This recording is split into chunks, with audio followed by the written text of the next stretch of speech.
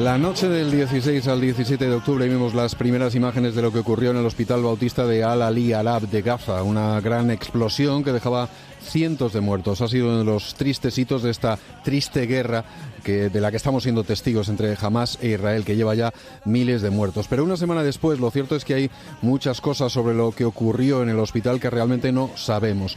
Vamos a repasar algunas de ellas hoy con los compañeros de Maldita.es. Rocío Buenavente, ¿qué tal? Buenas noches. Buenas noches, Pachi. Pues sí, en Maldita.es pasamos unos días muy intensos intentando comprobar y verificar lo que había pasado, pero está siendo muy difícil y, como tú dices, una semana después la verdad es que tenemos pocas certezas. Hay algunas ideas muy repetidas, narrativas sobre esa explosión que se usan como argumentos por uno y otro lado, pero creemos que hay que tener mucho cuidado con ellas. Recordemos que no hay apenas periodistas en Gaza y, por tanto, hay muy poca información independiente más allá de la que dan las partes implicadas, y eso siempre hay que ponerlo un poco en cuarentena. Por ejemplo, tras la explosión enseguida empezamos a oír que el hospital había quedado arrasado o que se había destruido hasta el 80% de la estructura del hospital. Es verdad, eso lo hemos escuchado mucho al oír hablar de este tema, que un misil habría destruido el hospital. Claro, como digo, es difícil saber realmente qué ha pasado, pero bueno, por las fotos que sí hemos visto subidas a redes sociales, por las personas que sí están allí, lo que no parece es que el hospital realmente haya sido arrasado. Los daños parecen haberse producido principalmente en el parking y la capilla. En muchas imágenes, de hecho, vemos que los edificios de alrededor están bastante en pie, con los cristales rotos. Evidentemente, sí hay desperfectos, sí ha habido una explosión, pero lo que no hemos visto en ningún momento es esa destrucción casi absoluta de la que sí hemos oído hablar. Y algo parecido está ocurriendo con la cifra de víctimas. Todos sabemos que la palabra tragedia se queda corta para lo que está ocurriendo, pero en el caso concreto del hospital se dio enseguida la cifra de 500 muertos y ahora ya no sabemos si es cierta o no lo es. Efectivamente, Pachi, poco después de la explosión en el hospital, el Ministerio de Salud palestino en Gaza cifraba el número de víctimas en 500 cifras. Hay que recordar que este ministerio, de hecho, está controlado por Hamás, que es una de las partes de este conflicto, uno de los bandos. Esto, como decías, no significa que lo que dice sea mentira, pero sí que hay que tener en cuenta que es uno de los bandos activos en el conflicto, claro está. Eso es. Esa era, por tanto, la de 500 muertos, la primera estimación y la que más se ha ido repitiendo después, ¿no? Siempre se ha hablado de esto. Es verdad que el propio ministerio después ajustaba un poco, aunque más o menos seguía en la misma escala. Decía 471 muertos, 8 heridos críticos y 314 heridos de distinta gravedad. Pero, de nuevo, es que no hay fuentes independientes que puedan comprobar esto y, por lo tanto, pues no lo sabemos. La Organización Mundial de la Salud, el propio 17 de octubre, publicó un comunicado en el que hablaba de cientos de muertos y heridos.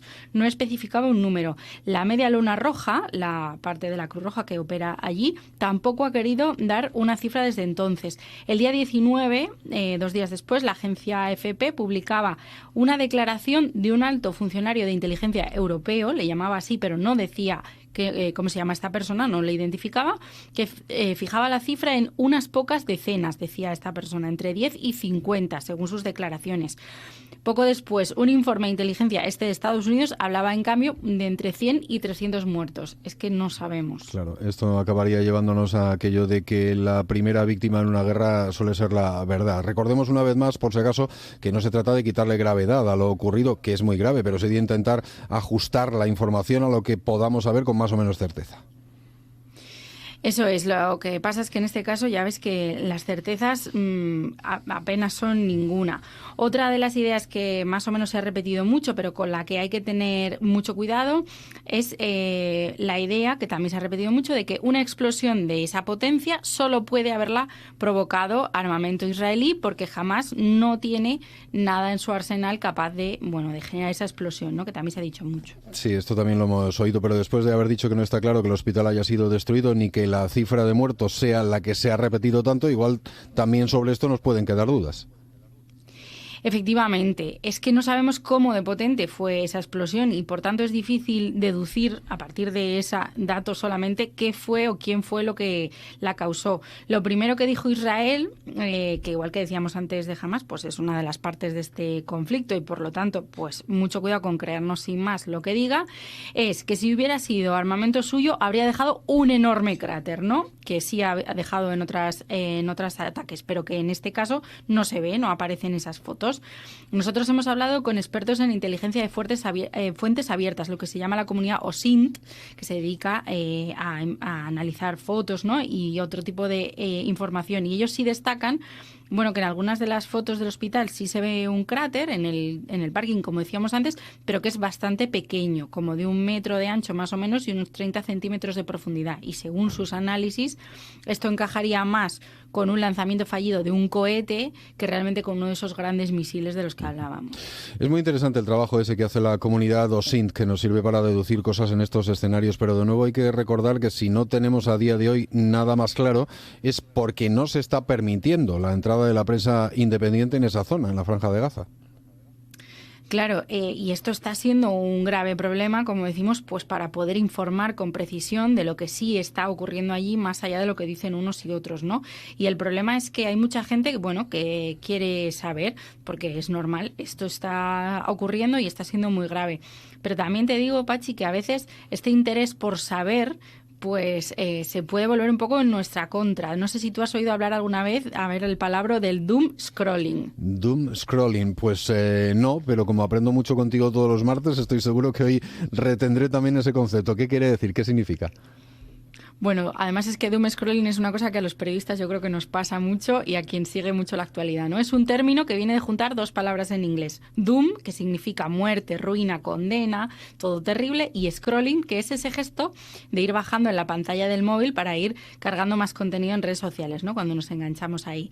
El término en conjunto se utiliza para hablar de este hábito poco dañino que algunos tenemos, yo confieso que hago doom scrolling mucho, de meternos en Twitter o en la red social que sea, ir bajando y estar consumiendo contenidos, bueno, pues que siempre o casi siempre terminan siendo pues muy negativos sobre la actualidad, por ejemplo, pues lo que está ocurriendo ahora en Gaza, ¿no? Claro, quizá esa palabra la oí por primera vez durante la pandemia, en los tiempos de confinamiento, que estábamos en casa, bueno, asustados y quizá más que asustados, aburridos, y no hacíamos más que buscar noticias, y noticias que evidentemente no eran nada positivas, claro.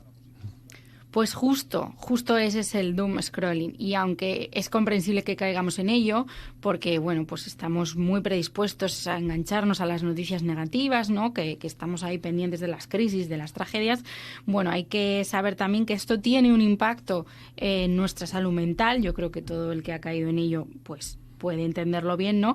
Porque terminamos pensando un poco que todo lo que está ocurriendo es malo, que solamente pasan cosas malas, que además no podemos evitarlas. Y bueno, esto puede llegar a generarnos bastante incluso ansiedad. Si no podemos desengancharnos de la actualidad, podemos terminar pasando algo más que un mal rato. Lo que no sé es qué se puede hacer para evitar esto, y los que tenemos esta tendencia, Rocío.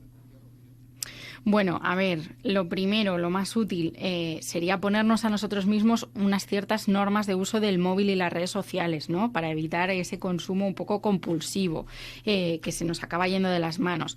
Si crees que eres como yo, de los que a la mínima te encuentras mirando el móvil otra vez para entrar en Twitter, en Instagram o lo que sea, pues mira, un consejo que nos decían los expertos es intentar tener las manos ocupadas. Fíjate qué cosa más obvia, ¿no? Pero bueno, hacer cosas que implique ocupar las manos, cocinar, dibujar, yo tejo jerseys, por ejemplo, lo que cada uno prefiera, ¿no? Uh-huh. Esto especialmente nos decían también antes de irnos a dormir, para no caer en esto justo antes de irnos a dormir, nos afecta el sueño y nos puede generar todavía más ansiedad. Higiene del sueño, que dicen los especialistas, efectivamente. Eso es. Bueno, no hemos arrancado todavía con el último tema de esta semana y ya me empiezan a picar partes del cuerpo que no sabía ni que existían. Seguramente tú has oído también hablar sobre chinches en las últimas semanas, y si lo has hecho habrás visto que guarda relación con la situación que hace unas semanas conocimos que se vivía en París. Las autoridades francesas han alertado sobre una plaga de estos insectos y de hecho ya se habla de un aumento de casos y reportes también en numerosos puntos de España.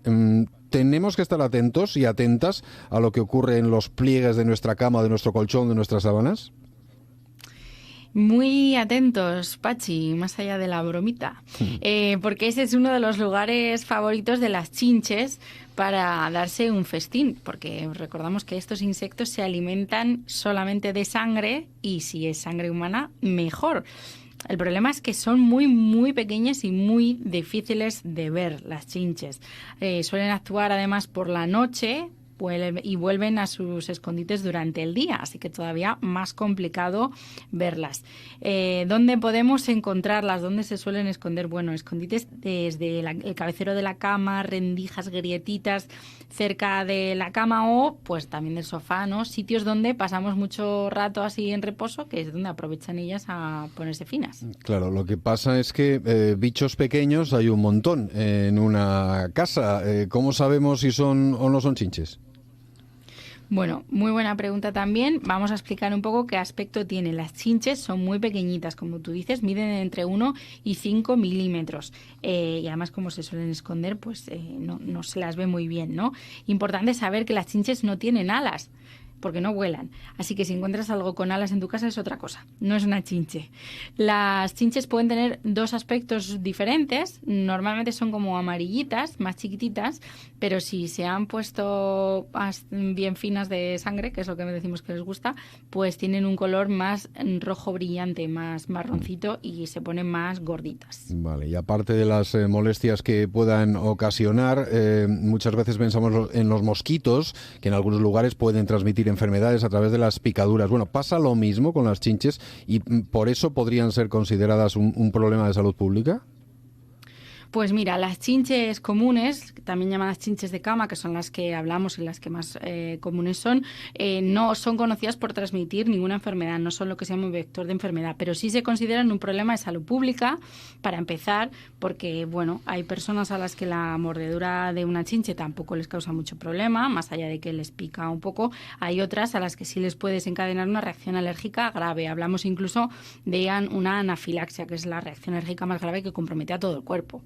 Eso por un lado, pero también hay que tener en cuenta, bueno, pues que cuando nos pica la mordedura de la chinche, hacemos algo porque nos pica, aunque sepamos que no hay que hacerlo, pero lo hacemos. ¿Qué es? Rascarnos, evidentemente. Rascarnos, eso es. Y al rascarnos nos arriesgamos hacernos una herida en donde está la picadura y acabar contaminándola con bacterias, ¿no? O sea que podemos terminar desarrollándonos algún tipo de infección en la piel. Además de otro tipo de problemas también que tienen que ver con la salud mental, por ejemplo, la ansiedad o el insomnio. O sea que al final una plaga de chinches en tu casa se convierte en un problema físico, pero también mental. Bueno, me sigue así como picando el cuerpo, pero necesitamos saber cómo podemos detectar a estos insectos. Vale que hayamos dicho que no es fácil por su tamaño y porque se esconden, pero para esa detección, ¿alguna pista, algo a lo que podamos prestar atención? Lo hay, sí que lo hay. Tenemos que fijarnos evidentemente en esas picaduras, que son difíciles de diferenciar a veces de otros insectos, pero bueno, suelen darse en el cuello y en los brazos y no suele ir una, sino que va como varias, ¿no? Unas en línea o como en racimo, así varias juntitas, ¿no? También que no buscar si puede quedar excrementos secos en las sábanas cerca de la cama, ¿no? Que no haya manchitas oscuras así pequeñitas, ¿no? Y por supuesto, pues fijarnos que no veamos la propia chinche como tal o su cutícula, ¿no? Esa piel que pueden mudar a veces. ¿Qué hacemos para evitar que las chinches se nos metan en la cama? Bueno, pues tener mucho cuidado si paseamos por zonas verdes, por zonas con vegetación, especialmente por la tarde, porque se nos pueden quedar ahí pegados. Llevar ropa durita, ropa vaqueros o de algodón, que nos cubra los brazos y las piernas, utilizar repelentes, estos que se untan en el cuerpo para los mosquitos, pues también pueden servir. Y luego, bueno, pues la temperatura es nuestra aliada. Lavar la ropa de cama y la ropa que llevamos en agua caliente y, si es posible, pues usar la secadora. Y la última en relación con estos bichitos. ¿Por qué tenemos tantos? ¿Es una casualidad o, por así decirlo, se han alineado los astros? Bueno, lo que nos dicen los expertos es que esto tiene que ver con un aumento de las temperaturas de los últimos años que favorece que crezcan y se reproduzcan, ¿no? Están a gustito cuando hace más calor. Pero también nos dicen es que tras unos años parados sin viajar durante la pandemia, pues hemos recuperado el nivel de movimiento, ¿no? Entre unos países y otros de antes de la pandemia. Y a estos bichillos pues también los traemos metidos en la maleta, en los pliegues de la ropa, en la mochila. Se dan unos paseos de un sitio para otro y bueno, pues aquí están.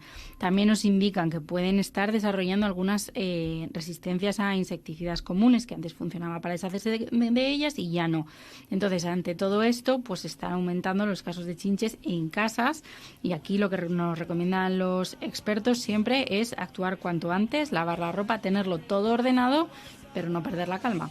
Me da que van a seguir de moda en las próximas semanas estos bichejos. Bueno, pues Hospital de Gaza, el término doom scrolling y las puñeteras chinches, así lo voy a decir coloquialmente.